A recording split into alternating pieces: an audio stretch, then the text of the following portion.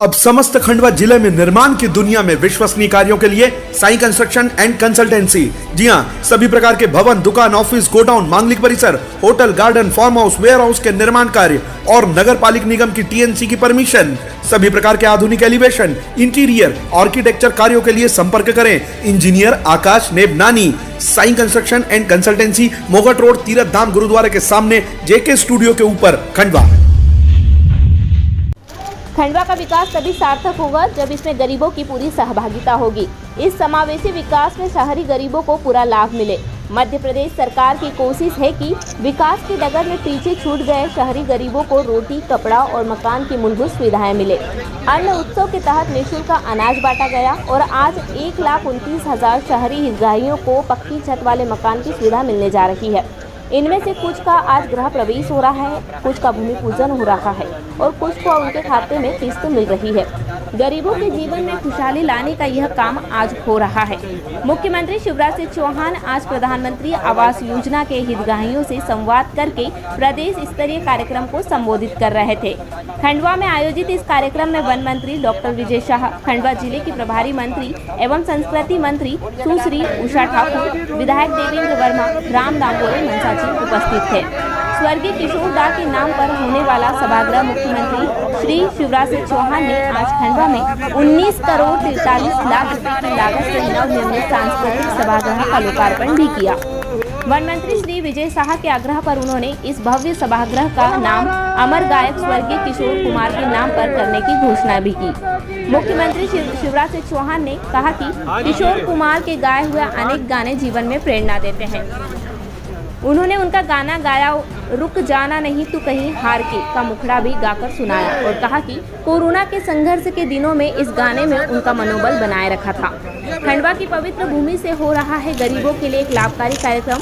मुख्यमंत्री शिवराज सिंह चौहान ने कहा कि आज खंडवा की पवित्र भूमि से पूरे मध्य प्रदेश के शहरी गरीबों के लिए एक लाभकारी कार्यक्रम आयोजित हो रहा है। उन्होंने कहा कि खंडवा ऋषियों और तपस्वियों की भूमि है। मां नर्मदा का प्रताप, सिंगा जी की भक्ति, ओंकारेश्वर मंदिर और दादाजी का दरबार यहीं पर है। उन्होंने कहा कि इस भूमि में टांटिया मामा ने अलग जगाई थी। मुख्यमंत्री शिवराज सिंह चौहान ने ऐलान किया कि टांटिया मामा की जन्मभूमि पर आज़ादी की 75वीं वर्षगांठ के अवसर पर एक भव्य कार्यक्रम आयोजित किया जाएगा। उन्होंने कहा कि वीर शहीदों की पूजा करना हमारा कर्तव्य है। मुख्यमंत्री ने स्वर्गीय माखनलाल चतुर्वेदी को भी नमन किया और उनकी पुष्प की अभिलाषा कविता का मुखाग्न वाचन भी किया। मुख्यमंत्री शिवराज सिंह चौहान ने खंडवा से समूचे मध्य प्रदेश के शहरी हितग्राहियों को संबोधित किया। उन्होंने कहा कि सन 2024 तक मध्य प्रदेश में सभी के सिर पर पक्की छत उपलब्ध कराने का मध्य प्रदेश सरकार का लक्ष्य है।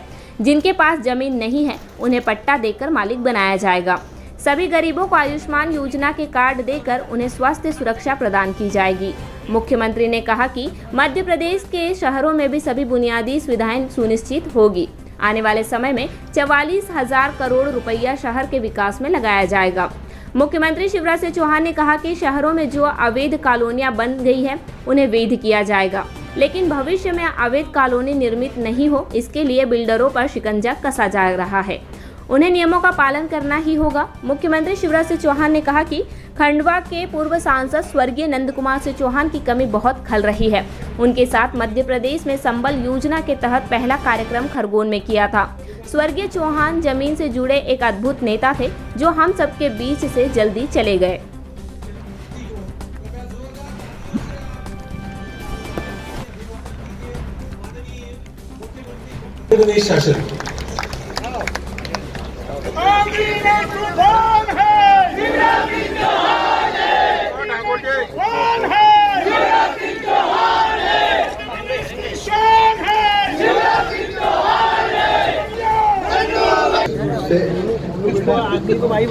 नामकरण के इस कार्यक्रम में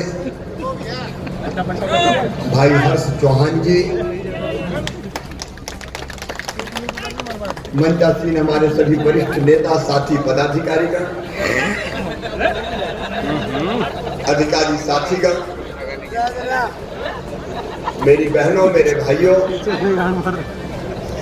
भांजे भांजियों, पत्रकार मित्रों, दोनों हाथ जोड़ के शीश झुका के आप सबको प्रणाम करता हूँ, आप सबको नमस्कार करता हूँ। सर पहली बार है आज जब मैं खंडवा आया हूं और नंदू भैया साथ में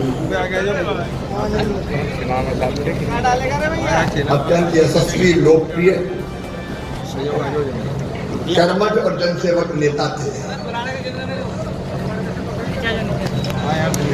जनता जो ने अपने दिलों में बसाती थी और बसाए क्यों ना। मैं जब पहली बार मुख्यमंत्री बन के आया तो नंदू भैया मुझे कन्वेंस करते रहे पुनासा लिफ्ट इरिगेशन योजना बनाना है।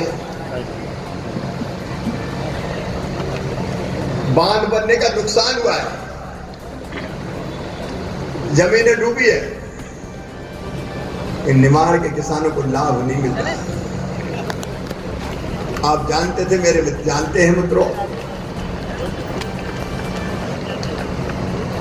जब राजनारायण पूर्णी जी ने दिग्विजय सिंह मुख्यमंत्री थे उनसे कहा था, और वो घटना नंदू भैया बहुत रोचक तरीके से सुनाते थे। जब उनसे पूछा कि पुनासा लिफ्ट इरिगेशन, उनसे मांग की पुनासा लिफ्ट इरिगेशन मंजूर कर दो, तो दिग्गी राजा ने डपट दिया था, फालतू की बात करते हो, इम्पॉसिबल, हो ही नहीं सकती फालतू की बात। ये कांग्रेस का सोच और विजन था, हो ही नहीं सकती फालतू बात। नंदू भैया ने मुझे कहा, मैंने कहा नंदू भैया चाहे कुछ हो जाए पुनासा लिफ्ट इरिगेशन योजना बनाएंगे। और केवल पुनासा की बात नहीं है, जयगांव माखन, खंडवा, फिर झिरना, आज आप सब गवाए, खंडवा जिला गवाए। अगर निमाड़ की धरती पर पानी आया है तो केवल भारतीय जनता पार्टी के सरकार के कारण आया है। और नंदू भैया पर प्रयत्न करते थे। अभी भी झिरनिया में छूटे हुए गांव की वो बात करते थे, खंडवा में छूटे कुछ गांव की बात करते थे। हमारे खंडवा लिफ्ट इरिगेशन हो, झिरनिया हो, कि उनके ध्यान में थी कि होना चाहिए। अभी झिरनिया वालों ने मुझे ज्ञापन दिया,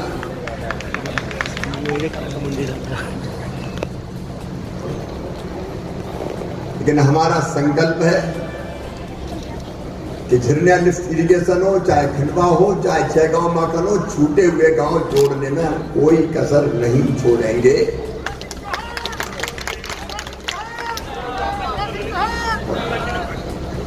अब देवेंद्र जी, हमारे विजय जी कह रहे थे कि खालवा हमने की थी और उन्होंने काट दिया। वो अब वो 15 महीना में पता नहीं क्या क्या काट के चले गए। वो काटने वाले हैं, हम जोड़ने वाले हैं। देखिए, काय के लिए मुख्यमंत्री बनते हैं, सरकार क्यों बनती है?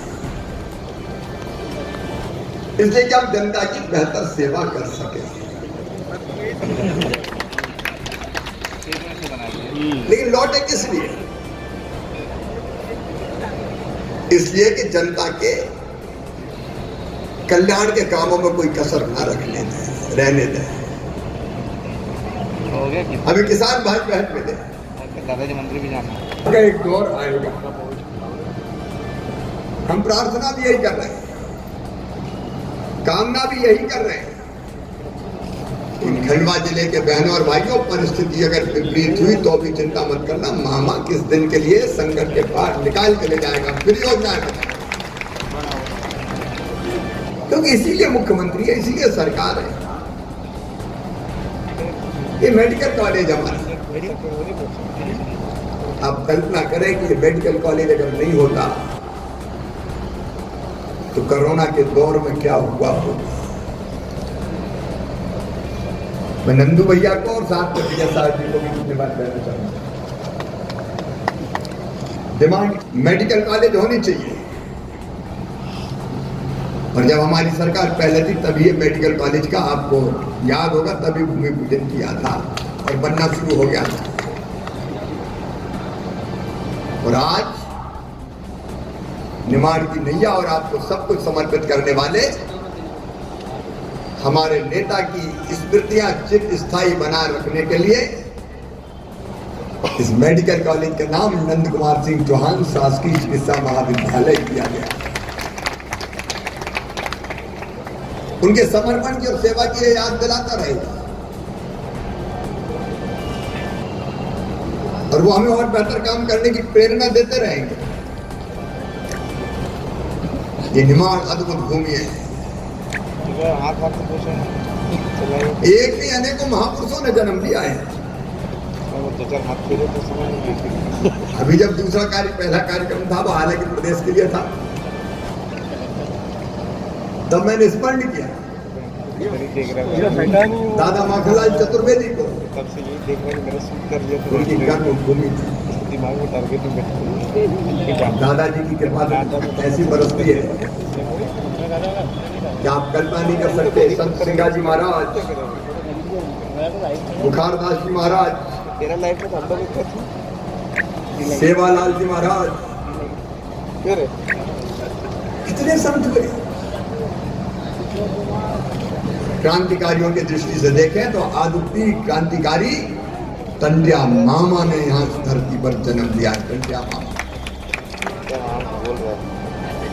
उनकी स्मृति में स्मारक बनाया गया और आजादी की 75वीं वर्षगांठ पे उसको और भव्य बनाया जाएगा। किशोर कुमार जी के बिना खंडवा अधूरा है। वो कहते थे खंडवा जाएंगे दूध जलेबी खाएंगे। खंडवा का दूध, खंडवा की जलेबी कभी भूले नहीं। और मुझे वैसे समय कम मिलता है, लेकिन मैंने पिछले कार्यक्रम में भी कहा था और यहाँ भी मैं बताना चाहता हूँ कि जब मैं थोड़ी बहुत निराशा में होता हूँ तो किशोर दा का वो गीत रुक जाना नहीं तू कहीं हार के मैं गाने लगता हूँ। और इसलिए सांस्कृतिक भवन का नाम हम लोगों ने किशोर दा के नाम पर ही, जिसका भी ऑडिटोरियम का उद्घाटन किया, रखने का फैसला किया। अद्भुत भूमि है ये। और मेरे बहनों और भाइयों, इसका विकास हमारी जवाबदारी है। भाई देवेंद्र जी यहाँ हैं, ये भी दिन और रात लगातार कोशिश करते हैं खंडवा के विकास की। और जुझारू विधायक ने खंडवा को नेतृत्व अच्छा देना है। आप भी बहुत जुझारू है, जहाँ जरूरत होती है वहां जूझ जाते हैं। विजय साय जी हैं हमारे वन मंत्री, प्रदेश के विकास में महत्वपूर्ण भूमिका का निर्वाह कर रहे हैं। और नारायण पटेल उतरते तो हमने कहा कहाँ फंसे हो दुष्टन में, इधर आ जाओ।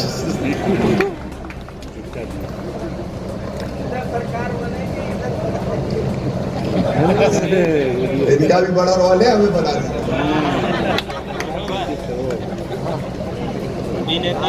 भूषा यहाँ है। और इसलिए जब खंडवा की बात आती है